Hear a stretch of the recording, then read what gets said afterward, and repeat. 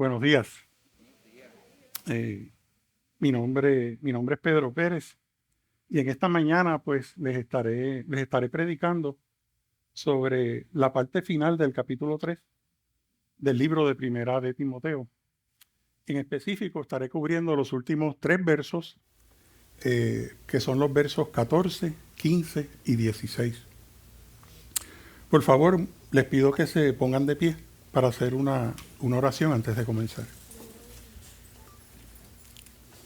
Padre amado, te damos gracias por haber permitido que estemos aquí en esta mañana.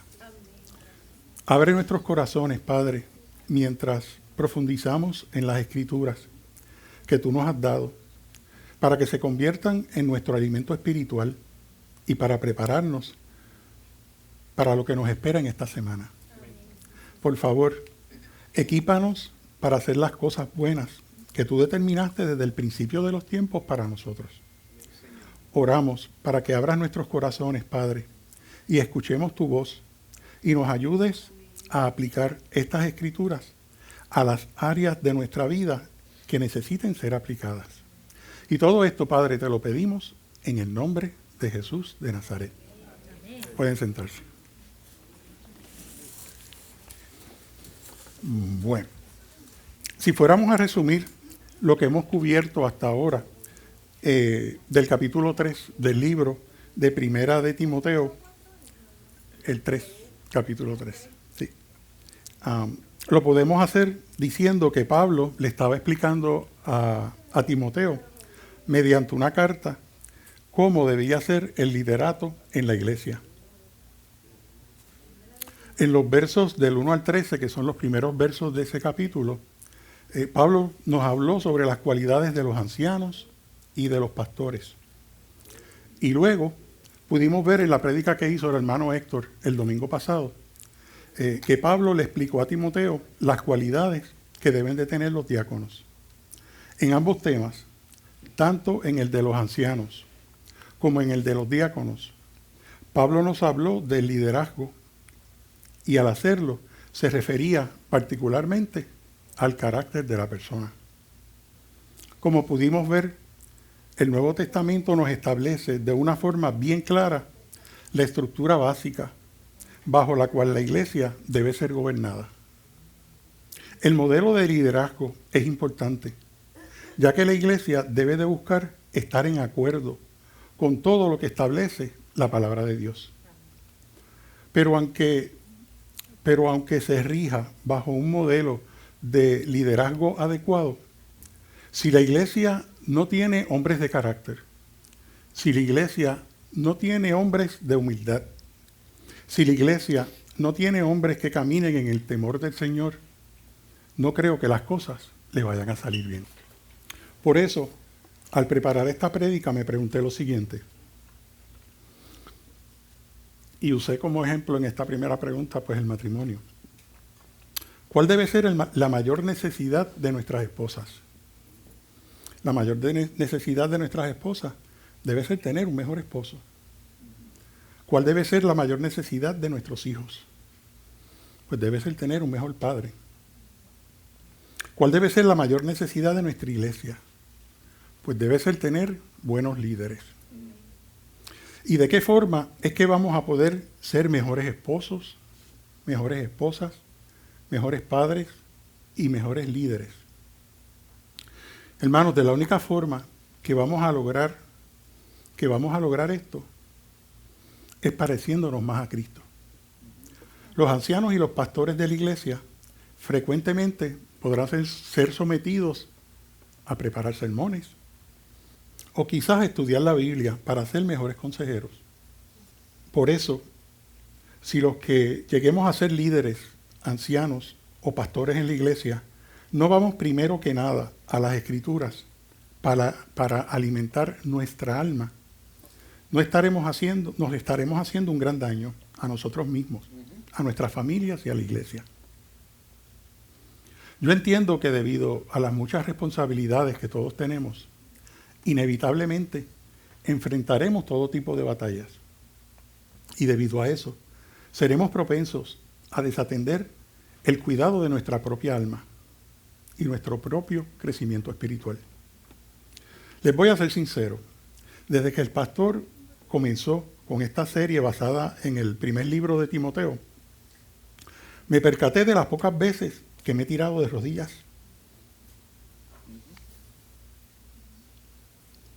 para orar, o de las veces que me he sentado a leer la Biblia, meramente para disfrutármela, sin que tenga que prepararme para un estudio y aplicación de los miércoles, o tan solo para escuchar a Dios y alimentar mi alma. Les menciono esto porque me he dado cuenta que las veces que me he parado frente a ustedes en este podio, probablemente habré hecho una de dos cosas. Pude haberles llevado una prédica que esté realmente correcta, pero sin ningún alimento espiritual. O pude haberles servido un plato repleto de comida saludable para que ustedes se alimenten. En la prédica sobre el requisito de los ancianos y en la que hizo Héctor el domingo pasado sobre los diáconos, quedó bien claro que los requisitos que menciona Pablo no son únicamente para los que aspiran a ser ancianos en la iglesia o pastores, sino que son para todos los que nos congregamos aquí, para todos en la iglesia. Y la más importante de todas las cualidades, como mencioné anteriormente, es nuestro carácter. Sí, que desarrollemos el carácter para parecernos más a Cristo. Al igual que el proceso de nuestra santificación, el desarrollo del carácter es un proceso continuo en el cual vamos a estar el resto de nuestras vidas. ¿Queremos desarrollar el carácter de Cristo? Debemos de estudiar las Escrituras y debemos de orar mucho. También debemos de estar dispuestos a ver dónde es que nuestra conducta contradice las Escrituras para poderla corregir. Y quizás hasta tengamos que pasar por pruebas y disciplinas. Esto me recuerda lo siguiente. Creo que en algún momento todos hemos visto una botella de agua que parece tener agua limpia. Pero la realidad es que el sucio del agua está asentado en el fondo de la botella. Para que podamos ver la suciedad que hay en el agua, tenemos que agitarla. Al agitarla, vemos que todo el sucio que estaba en el fondo de la botella sale a flote y nos damos cuenta del sucio que en verdad tenía. Hermanos, eso es lo que las pruebas hacen en nuestras vidas. Cuando pasamos por tiempos difíciles, nos agitamos y ahí es cuando lo malo de nosotros sale a flote. Es doloroso enfrentar y pasar por tiempos difíciles, pero al menos eso nos da la oportunidad de deshacernos del dolor a través del sufrimiento. A través del arrepentimiento. Antes, cuando yo pensaba en la disciplina, lo asociaba únicamente con el pecado. Y no necesariamente es así todas las veces. Existen dos tipos de disciplina.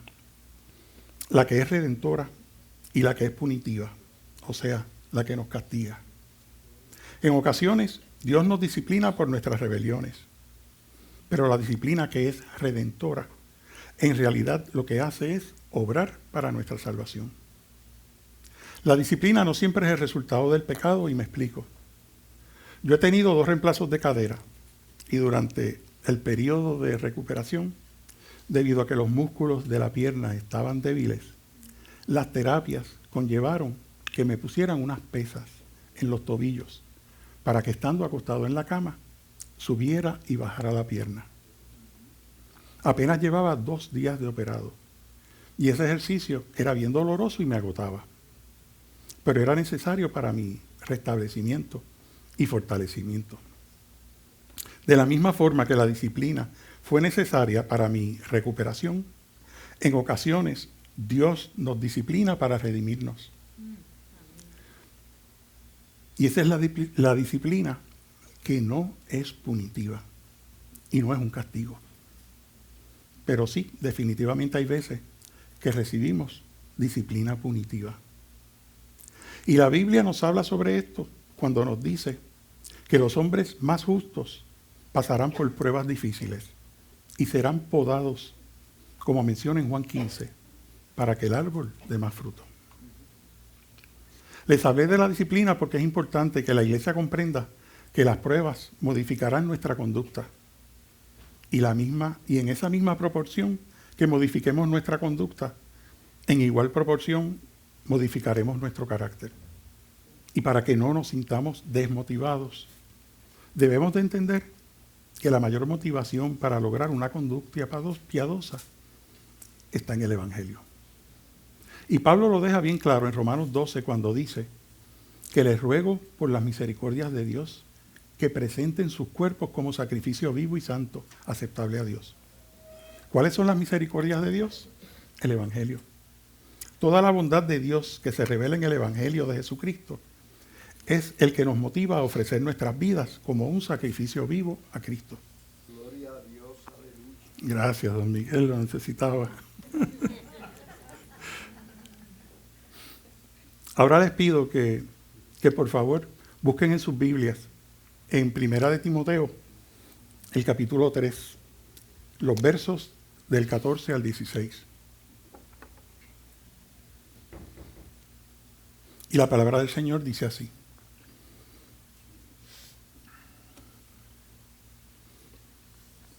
El ministerio de la piedad. Te escribo estas cosas esperando ir a verte pronto, pero en caso de que me tarde, te escribo para que sepas cómo debe de conducirse uno en la casa de Dios, que es la iglesia del Dios vivo, columna y sostén de la verdad. E indiscutiblemente, grande es el misterio de la piedad.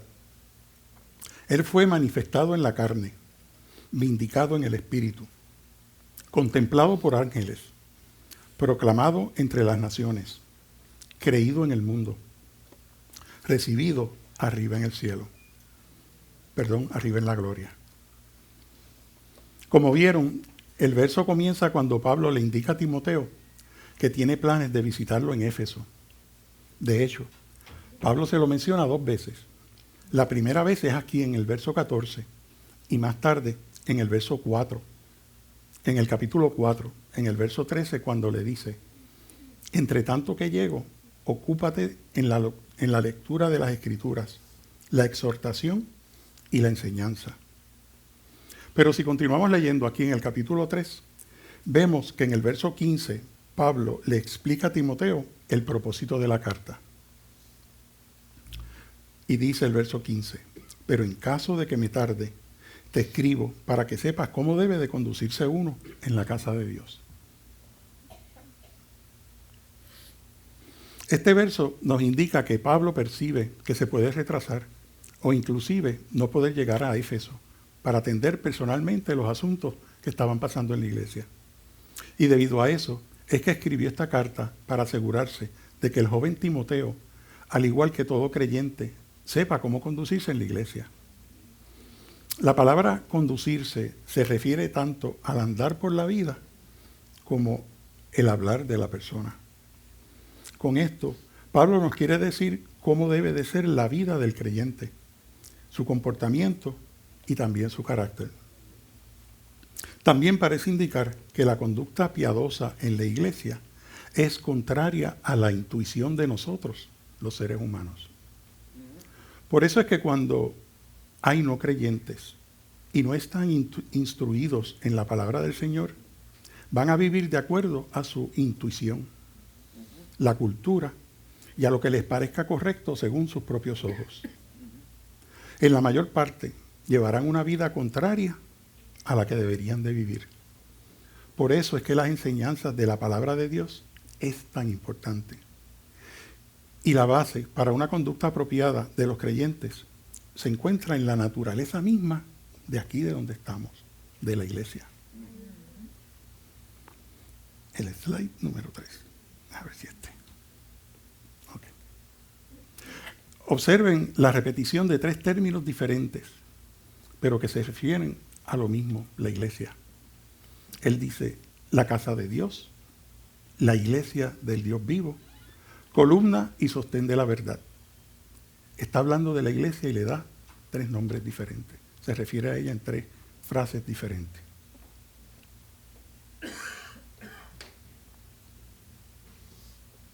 Cuando dice la casa de Dios, la palabra original es oikos y proviene del griego. Esa palabra puede referirse a un edificio, pero también a la familia que lo ocupa. Esos dos conceptos de edificio y familia se observan en la iglesia y los siguientes versos de la Biblia lo validan. En 1 de Corintios 3:16, compara a la iglesia con un edificio. Y en Hebreos 3:5 y 6, se refiere a la iglesia como la familia de Dios. Por eso es importante que reconozcamos que la iglesia en la casa es la casa de los llamados por Dios. Y cuando buscamos primero que nada del reino de Dios, sabemos que al hacerlo, Él se va a preocupar y a comprometer por cuidar de nosotros. Por eso me gusta la palabra Adonai, que en hebreo se usa para decir mi Señor, mi amo, y representa reciprocidad, y me explico. Al yo decir que Dios es mi Señor y mi amo, yo tengo una responsabilidad hacia Él,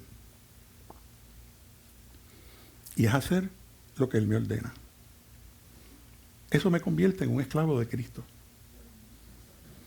Pero como Él es mi Señor y mi amo, Él tiene la responsabilidad también de cuidar, proteger, vestir y alimentar a su esclavo.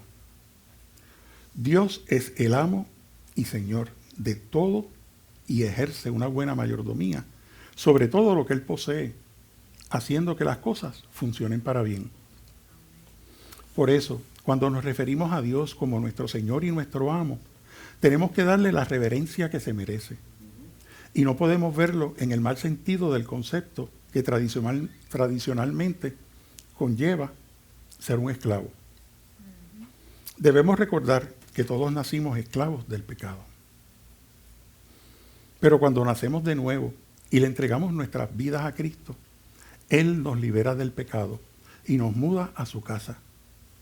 Ahora somos sus esclavos, pero experimentamos gozo, experimentamos felicidad. Y como sus siervos, estamos dispuestos a obedecerlo a Él. Por eso en Romanos 6:22 dice, pero ahora, habiendo sido libertados del pecado y hechos siervos de Dios, tienen por su fruto la santificación y como resultado la vida eterna. Y por eso podemos regocijarnos, tal como lo hizo el salmista en el Salmo 16:2, que dice, le dije al Señor, tú eres mi maestro, todo lo bueno que tengo viene de ti. Gloria a Dios. En la iglesia sucede lo mismo. El pastor y los ancianos tienen la responsabilidad de alimentar espiritualmente, proteger y guiar a la congregación. Pero es importante tener bien claro que últimamente la iglesia no es nuestra. No le pertenece al pastor ni a los ancianos, sino que la iglesia le pertenece a Cristo. Y cuando ocurran situaciones que vayan más allá del alcance de los ancianos y los pastores en la iglesia, esas situaciones no lo estarán de quien es el verdadero dueño de la iglesia, que es Dios. Y ese consuelo resultará confortador, tanto para el pastor como para los ancianos de la iglesia. Aleluya. Gloria a Dios. Gracias una vez más, don Miguel, lo necesito. Cuando dice que es la iglesia de Dios, del Dios vivo, se refiere a tener una posición en contra de la idolatría. Los ídolos son dioses muertos. No tienen aliento de vida. No pueden ver, ni hablar, ni escuchar. Y no deben ser temidos. Cuando se refiere a que la iglesia es el Dios vivo, es como si le estuviera diciendo, observa bien esto. Dios se ha levantado de su trono, está atento y requiere una cuidadosa atención de parte de nosotros. Cuando dice que la iglesia es columna y sostén de la verdad, lo que Pablo hace es una metáfora arquitectural. Wow, lo dije bien. Arquitectural. Donde compara la estructura de la iglesia con la predicación de la verdad del Evangelio. De la misma forma que la zapata de un edificio y los pilares sirven de soporte para las paredes y el techo, la congregación está llamada a sostener en el mundo la verdad de Dios, la verdad que Dios ha revelado a través de su palabra. Como iglesia, todos los que estamos en ella somos familia. Y como familia, somos llamados a cuidarnos los unos a los otros. Amén. Y a amarnos como hermanos en Cristo. Amén. Y a compartir la herencia de nuestro Padre. Hermanos, al congregarnos, somos múltiples templos de Dios viviente que es dinámico y habita en una comunidad avivada por el Espíritu Santo. ¿Qué es esto? Que es la iglesia. Cuando dice el sostén de la verdad, yo entiendo que no solamente se refiere a que prediquemos la verdad, sino que se refiere a todo el concepto de lo que Dios está haciendo en el mundo mediante la revelación que el mismo Dios hizo en la Biblia. Todo lo relacionado a la iglesia debe ser fundamentado en la verdad y no a medias verdades, ni en buenas ideas, sino únicamente en la verdad. La verdad debe de gobernar todo lo que hacemos en nuestras vidas. Debe gobernar nuestra buena conducta y nuestras buenas palabras, Amén. ya que la iglesia es el pilar del apoyo de la verdad. ¿Dónde vamos a encontrar la verdad en este mundo? En las noticias, en las redes sociales, en los políticos, en los científicos. No. En ninguno de esos lugares encontraremos la verdad. Los científicos podrán tener datos que son muy buenos y correctos, pero la verdad es mucho más que datos.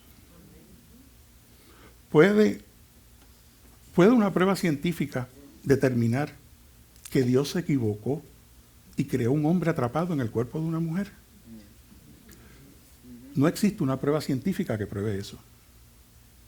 ¿Quién puede entonces presentar una visión correcta del mundo y de Dios? Solo la iglesia a través del Evangelio. Hermanos, si no estudiamos las Escrituras, no vamos a tener una interpretación correcta de la realidad y por consecuencia nuestra visión del mundo estará bien distorsionada y por consecuencia también estarán distorsionadas nuestras palabras. Y todo lo que construyamos serán medias verdades, aún en el mejor de los casos. Ahora bien, de la manera que debemos de enseñar la verdad, de la misma manera que debemos de enseñar la verdad, debemos de ser cuidadosos con no ir más allá de enseñar la verdad. Una de las cosas que más trabajo nos da cuando no sabemos la contestación de algo es decir, no sé, no tengo la respuesta. Si en alguna ocasión alguien nos pregunta sobre algo que deba hacer en su vida, solo podemos llevarlo hasta lo que digan las Escrituras.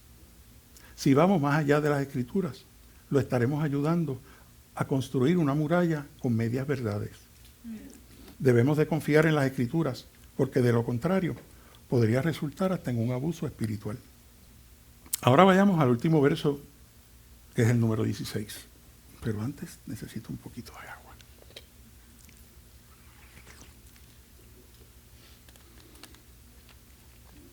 En este verso, lo que Pablo hace es citar 6 líneas de un himno de la iglesia primitiva que habla sobre la persona de Cristo. Me agrada la versión de la Nueva Biblia de las Américas, porque tiene unas notas al calce, mejor conocidas como footnotes, que me ayudaron a entender mejor este pasaje. Les voy a leer el pasaje. Ahí está en la pantalla. Dice, es el verso 16. E indiscutiblemente, grande es el misterio de la piedad. Él fue manifestado en la carne, vindicado en el Espíritu, contemplado por ángeles, proclamado entre las naciones, creído en el mundo, recibido arriba en gloria. Cuando Pablo dice en el verso 16, e indiscutiblemente es el misterio de la piedad, a lo que se refiere,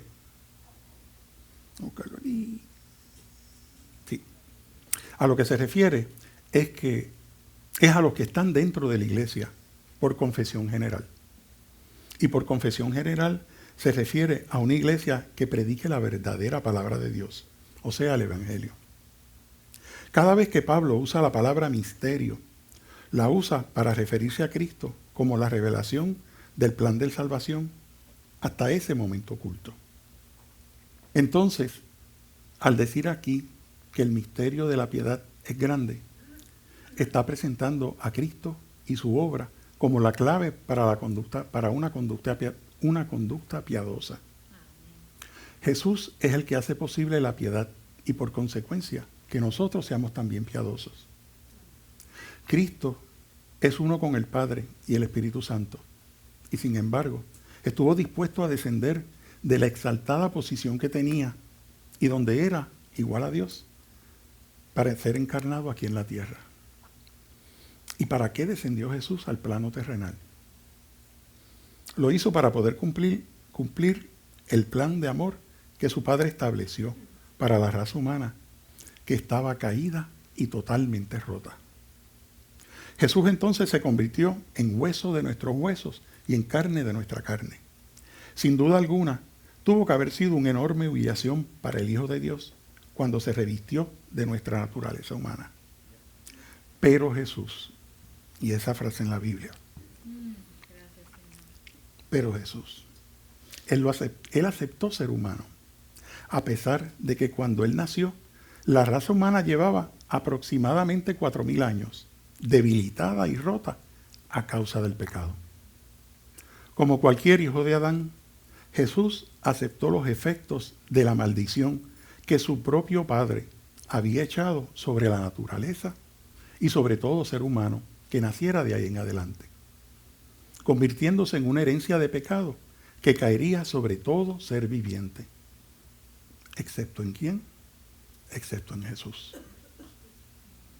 Por eso, el que no conoció pecado, al morir en la cruz, conoció pecado y compartió nuestras penas, dolores y nuestras tentaciones.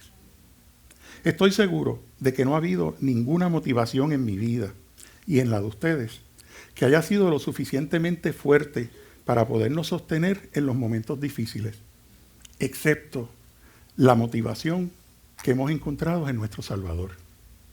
En nuestro Salvador,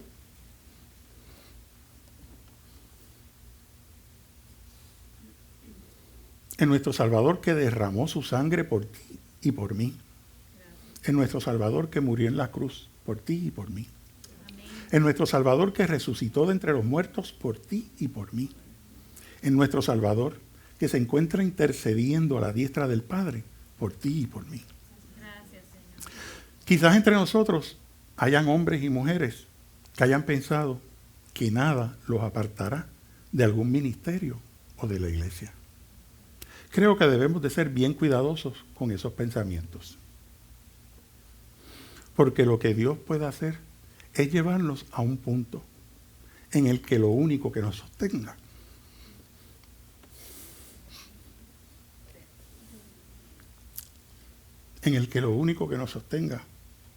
sea el Salvador que derramó su sangre en la cruz por nosotros. Amén. Así es. Lo que quiero decir es que solamente el Evangelio es lo único que nos motiva a ser hombres y mujeres piadosas. Es lo único que nos motiva a permanecer fieles y lo único que nos va a hacer perseverar en la vida. Cualquier otra motivación sería como una idolatría. En los momentos difíciles, en la iglesia y en nuestras vidas como cristianos, tenemos que confiar en que Cristo nunca nos ha abandonado, nunca ha renunciado a nosotros y nunca lo hará.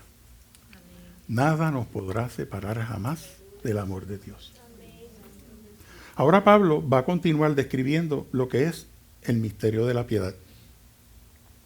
Soy sincero al decirles que lo que les voy a predicar al respecto de esos versos no le hace justicia ni se acerca a lo que en verdad estos versos se merecen. Pablo dice, el que fue manifestado en la carne. Al estudiar este verso, me di cuenta de que nada en el Evangelio funcionaría si Jesús de Nazaret no fuera Dios en el sentido completo de la palabra. Nada en el Evangelio funcionaría si Él no se hubiera convertido en el último Adán y si no se hubiera convertido en un verdadero hombre. Han habido ocasiones cuando en la Navidad yo he escuchado sermones donde en lugar de darle la importancia a la encarnación, o sea, al niño en el pesebre, se le da énfasis a la cruz. Por favor, no me malinterpreten con lo que les digo y me voy a explicar. En realidad, a lo que me refiero es que no hay necesidad de decirlo en esa forma. Porque esa cruz no tendría sentido si el bebé en el pesebre no hubiera sido Dios hecho carne. Amén. Hermanos, debemos de darle la importancia que se merece a tres cosas: a la encarnación, a la cruz y a la resurrección. Amén. Ya que esos tres eventos son trascendentales en la historia redentora de Jesús y para nuestra salvación. Curiosamente, el recorrido que Cristo hizo para nuestra salvación es el mismo que nos ha planteado a nosotros. Jesús comenzó este recorrido cuando fue encarnado en la tierra y terminó en la gloria. A nosotros, de igual manera, se nos ha planteado ese mismito camino.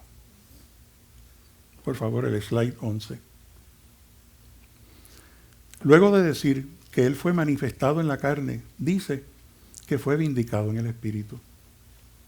La Nueva Biblia de las Américas aclara en las notas que cuando dice vindicado en el Espíritu, a lo que se refiere es que fue justificado por el Espíritu Santo. Fíjense en que dice justificado por el Espíritu Santo, no en el Espíritu Santo. Es difícil determinar exactamente lo que esto significa, pero sabemos que el Espíritu Santo dio testimonio de quién es Jesús en realidad y de todo lo que en realidad Él hizo. ¿Y cómo el Espíritu de Dios hizo eso? Como dice nuestro pastor, gracias por preguntar. Una forma fue cuando el Espíritu Santo descendió sobre Jesús en su bautismo, siendo esto un evento milagroso. Ese mismo Espíritu Santo fue el que le dio poder para hacer muchos milagros. El Espíritu Santo lo validó y lo reivindicó. Al reivindicarlo, lo que hizo fue darle a Jesús lo que por derecho y su naturaleza le pertenecía. Una cosa era que Jesús dijera, soy el Hijo de Dios. Y otra cosa era que resucitara a los muertos. Una cosa era que dijera, tus pecados son perdonados. Y otra, que detuviera una tormenta en el medio del mar. En el Nuevo Testamento vemos al Espíritu Santo, moviendo a Jesús durante toda su vida. El primer sermón de Jesús lo vemos en Lucas 4:18 y comienza así. El Espíritu del Señor está sobre mí. Eso fue lo que Él dijo. Esas fueron sus palabras. Algunos comentaristas indican que la mayor reivindicación fue la que menciona Pablo en Romanos 1, que habla de su resurrección por medio del Espíritu Santo. Y ese fue un trabajo trinitario de la Trinidad. Tampoco debemos olvidar la importancia del día de Pentecostés, donde Jesús nos dice que iba a enviar otro consolador. El día de Pentecostés es una señal indicando que Él estaba sentado a la diestra del Padre y que nos envió al Espíritu Santo. Les quiero mencionar otro aspecto relacionado con Jesús y el Espíritu Santo, y es que cada vez que se regenera un alma, esto reivindica a Jesús. Jesús es reivindicado cuando nosotros no caminamos en la carne y caminamos en el Espíritu. Por favor, el slide 12, Daniel. Luego el verso continúa diciendo que fue contemplado por ángeles. La Biblia hace mención en muchas ocasiones de los ángeles. Lucas habla sobre un coro angelical. La Biblia también hace referencia de que ángeles hablaron con María. Pero me parece que la idea principal que Pablo quiere llevar en este verso es que la resurrección de Jesús no solo es significativo para nosotros en este nivel terrenal, sino que es el mayor evento, tanto terrenal como espiritual y hasta cósmico. Recordemos que Pedro no dice que los ángeles, recordemos que Pedro nos dice que hasta los ángeles se inclinan para observarnos. Sin duda alguna, los ángeles se interesan en el Evangelio, porque ellos están llenos de amor. No tan solo se aman unos a otros, sino que también nos aman a nosotros, que fuimos hechos menores que los ángeles. Creo que los ángeles sienten un gran afecto por nosotros. Imagino que muchísimo más que el afecto que nosotros sentimos por ellos. Por causa de nuestra carne, nos movemos en una esfera de lo material, mientras que ellos son espíritus puros y se mueven en otra esfera. Pienso que les debe extrañar nuestro comportamiento, tal como lo hicieron dos de ellos cuando Cristo había resucitado entre los muertos y María Magdalena estaba llorando frente al sepulcro. Los dos ángeles estaban llenos de gozo porque Cristo había resucitado. Pero ellos le dijeron: mujer, ¿por qué lloras? ¿Había alguna razón para llorar cuando Jesús había resucitado entre los muertos? Hermanos, los ángeles se deben asombrar a menudo por nuestros comportamientos y deben pensar que somos las criaturas más extrañas que puedan existir. Y sin embargo nos aman y por lo tanto se interesan mucho en el Evangelio que promueve nuestra salvación. Ellos saben lo que nosotros olvidamos con demasiada frecuencia. Ellos saben que nada puede hacernos tan felices como que seamos santos. Y que lo único que puede hacernos santos es ser lavados en la sangre de Jesús y ser renovados por el Espíritu Santo. Amén. El 13, por favor. Perdón.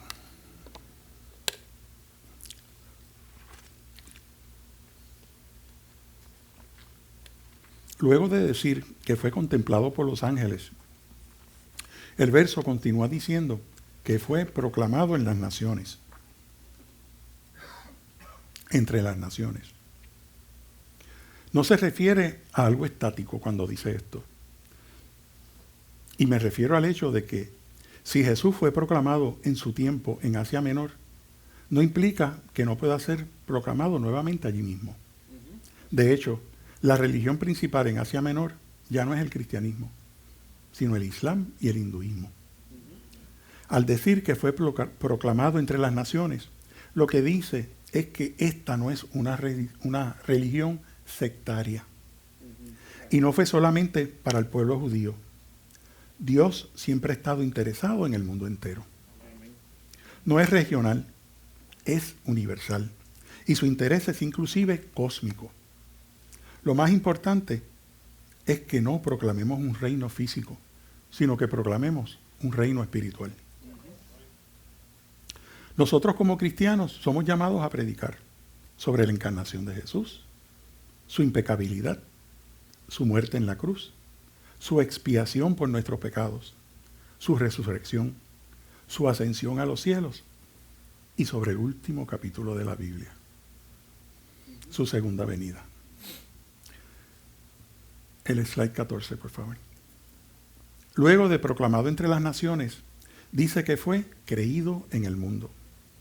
Inmediatamente que Jesús murió, que resucitó y ascendió a su gloria, el número de sus seguidores era limitado.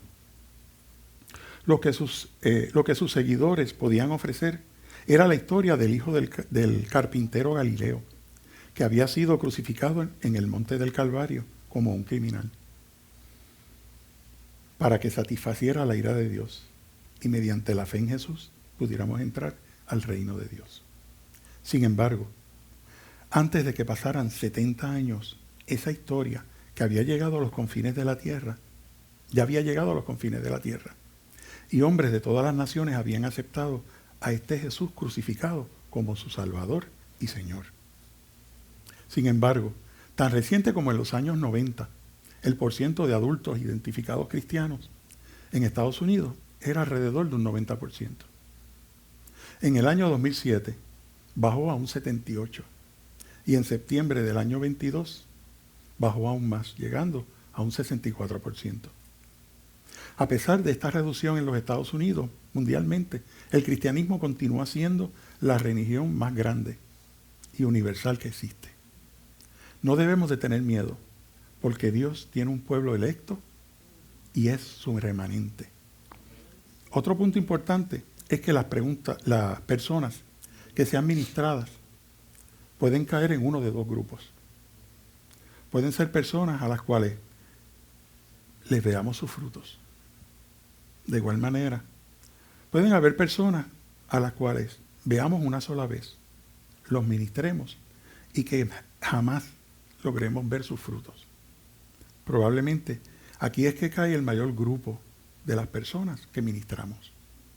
Pero ¿saben qué? A Dios le gusta sorprendernos. Gracias, Señor. Y ni un vaso de agua dado a alguien por el bien del pueblo de Dios se perderá y no será recompensado. Ciertamente el pecado es capaz de hacer mucho daño. Incluso la persecución de los judíos hecha por Hitler continúa trayendo efectos hoy en día. Pero ¿no dicen las Escrituras que donde abunda el pecado, la gracia de Dios abunda más? De manera que el pecado puede tener un efecto dañino y exponencial. Pero ¿cuánto más grande será el efecto exponencial de la gracia de Dios? Amén. Si una mala palabra puede hacer mucho daño, ¿cuánto más bien hará la buena palabra del Evangelio? ¿Regresará a Dios su palabra vacía? Estoy seguro que no será así. La palabra de Dios hará lo que Él quiere y será prosperada en aquello para lo que Él la envíe. Gracias, Señor. El slide 15, por favor. Los últimos versos dicen que fue creído en el mundo, recibido arriba en gloria. Wow. Yo me imagino que cuando Jesús ascendió y se paró al frente de las puertas del cielo, habrá dicho que se abran las puertas del cielo. Los que estaban dentro tuvieron que haberse sorprendido y quizás preguntaron, ¿quién es este que ordena que las puertas del cielo se abran? ¿Quién es este que se atreve tan siquiera a tocar el pestillo de las puertas del cielo? ¿Quién es este que se cree ser el Rey de Reyes? Y cuando el hombre que estaba frente a la puerta contestó, les dijo, ábrelas, que es el Señor. Ábrelas, que es el Señor Todopoderoso. Y cuando lo vieron entrar, se dieron cuenta de que era un hombre lo que estaba entrando al cielo. Pero era un hombre que entraba al cielo, no por gracia. Y que no era cualquier hombre, sino que era el Hijo de Dios, que había ascendido al cielo por su virtud y por su propia justicia. Iglesia, ese es nuestro hermano. ¿Y saben por qué Jesús es nuestro hermano? Porque a causa del pecado de Adán fuimos destituidos del reino de Dios y nos quedamos huérfanos.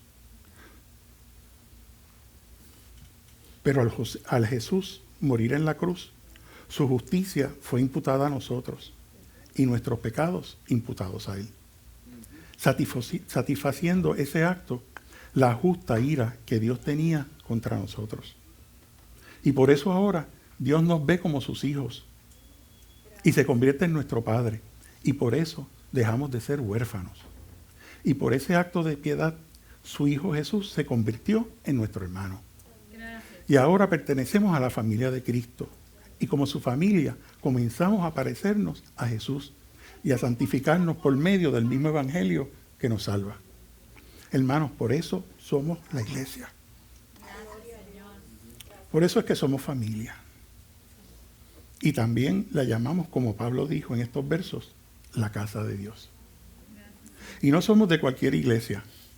Pertenecemos a la iglesia que es de un Dios vivo. Y Él vive en cada uno de nosotros. Y juntos somos columna y baluarte de la verdad. Y por eso, los que creemos en Cristo, hablamos de todo el Evangelio, no de parte de Él, de todo el Evangelio completo. y confesamos que fue revelado por su encarnación y su resurrección. Y debido a que somos la iglesia y porque confesamos pertenecer a Cristo, podemos y debemos conducirnos de una manera que siempre le traiga gloria a Dios. Amén. Hermanos, Cristo es el único que hace posible la conducta piadosa que Pablo desea fervientemente. Entonces, si tuviera que resumir lo que aprendí del capítulo 3, les diría lo siguiente. Pablo nos llama a que seamos hombres y mujeres piadosos, siguiendo el ejemplo que Cristo Jesús nos muestra. Pero tenemos que considerar una realidad nuestra, y es que por más que nos esforcemos, jamás vamos a poder cumplir todos esos requisitos por nuestros esfuerzos, nuestros méritos y mucho menos por nuestras obras. Entonces me pregunto, ¿por qué tú y yo tratamos de reunir lo suficiente en nosotros mismos para de alguna forma querer satisfacer a Dios? Esto es lo que hacemos cuando vamos donde Dios con nuestras obras. Le decimos a Dios, ¿sabes, Dios? Creo que fue maravilloso que para el tiempo de Adán nos dieras el Evangelio en Génesis 3:15. Eso fue muy bueno, Dios. Y luego de la muerte de Abel, le diste a Set y las próximas 10 generaciones. Le diste también el arca, protegiste la simiente prometida y los trajiste a Abraham. Dios, nuevamente hiciste tremendo. Fue un trabajo tremendo. Luego engendraron a Isaac y a Jacob. Y a través de Jacob hiciste que engendraran a sus 12 hijos. Y de entre ellos estaba Judá. Y con él nos prometiste el león de la tribu de Judá. Y a través de su genealogía llegamos hasta David. Y Dios, tengo que decirte que eso fue un trabajo grandioso. Y de la generación de David llegamos hasta José y María, que eran parte del mismo linaje. Y de ahí es que llegamos a Jesús. Y en Jesucristo, tú, Dios, derramaste toda la ira que sentías hacia el pecado, quedando completamente satisfecho. Para que, como dice Pablo, Jesús se convirtiera en ambos, el justo y el justificador. Para que todo el que ponga su fe en Cristo sea salvo y fuéramos aceptables ante tus ojos. Sin embargo, Dios, se me acaba de ocurrir algo. Y yo creo que pudiera ayudarte. Si hiciera esto o comenzara a hacer lo otro. Porque mientras yo miraba tu maravilloso plan de redención, noté que solamente le faltaba una cosita. Y es una contribución mía. Dios me libre si pienso eso. Pero ¿no lo han pensado ustedes? Claro que sí. Yo lo he pensado. Solo necesito que frecuentemente me recuerden que Dios es el que salva. Amén. Y que mis pequeños esfuerzos por ser un hombre piadoso y justo son trapos inmundos y sucios a los ojos de Dios. Y que aún en el mejor de mis días, y yo comportándome lo mejor que pueda, no soy ni digno ni merecedor de la justificación que he recibido en Cristo a través de la fe. Sí, ni aún en mi mejor día. Y cuando me presente delante de Dios con obras, es mejor que me presente delante de Él diciendo, mira lo que tu Hijo Jesús ha hecho en el sucio. Mira lo que tu Hijo Jesús ha hecho en el sucio, malvado, asqueroso y quebrantado Pedro. Yo no soy tu chico bueno. Hermanos, de esa es la única forma